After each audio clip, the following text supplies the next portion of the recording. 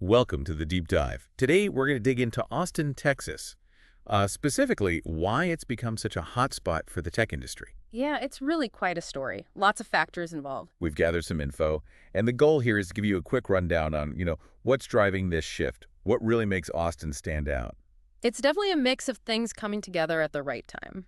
Okay, so let's maybe start with the obvious one for many people, money. Texas has no state personal income tax. How big a difference does that actually make? Oh, it's substantial. Really substantial. If you're a tech worker coming from, say, California or New York, you're looking at potentially keeping thousands, maybe tens of thousands more dollars each year. Wow, okay. That's a very direct, very tangible benefit. Hard to ignore. And that's not just for the employees, is it? Does that affect businesses too? Absolutely. It feeds into this broader sense of, a lower overall tax burden. It makes the state generally more attractive for companies thinking about where to invest or relocate. Right.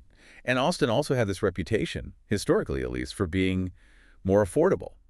Now, I know housing costs have shot up, They definitely have, yeah. That's a real challenge now. but compared to the big coastal tech hubs, Silicon Valley, New York. Well, the gap's narrowed on housing, for sure. But things like commercial real estate, general operating costs, those can still be significantly lower. So there's still often a financial edge there for businesses. So you've got lower taxes, potentially lower costs. What about the general business climate? Is Texas seen as, business friendly? Generally, yes, there's a strong perception of that. Lighter regulations compared to some other states, and often state and local governments are pretty proactive with economic incentive. Like tax breaks or grants? Exactly. Things designed to lure companies in, encourage them to create jobs there. And it seems to have worked, looking at the names there. Apple, Google, Amazon. Oracle actually moved its headquarters there. Tesla's got a huge presence. Right. Dell was already there, of course, Meta too. Having those huge players establishes a massive footprint. What does that do for the ecosystem? It creates a kind of gravitational pull. It attracts specialized talent. It encourages suppliers and smaller tech firms to set up nearby. And it just validates Austin on the tech map. It signals to everyone else that this is a serious place to be. Okay, so where's all the talent coming from? The University of Texas is right there, obviously. Right, UT Austin is a huge pipeline, no question. Lots of STEM grads coming out every year. But it can't just be UT, right? No, not at all. Austin itself has become a magnet. It appeals to remote workers who can now live anywhere, digital nomads, experienced tech folks looking for a change from the coast. It draws people in. Let's talk about that appeal. Austin's got this whole live music capital vibe, the food scene, South by Southwest. How much does that cool factor matter? I'd say it matters a lot, especially when you're trying to attract younger talent, professionals who value lifestyle just as much as the job itself. So it's not just spreadsheets and code. Not at all. It's the quality of life, the culture, the outdoor activities. It's the whole package. That helps companies recruit and, maybe more importantly, retain talent. Okay, so you have this attractive city, this growing tech scene, and then the pandemic happens and remote work explodes.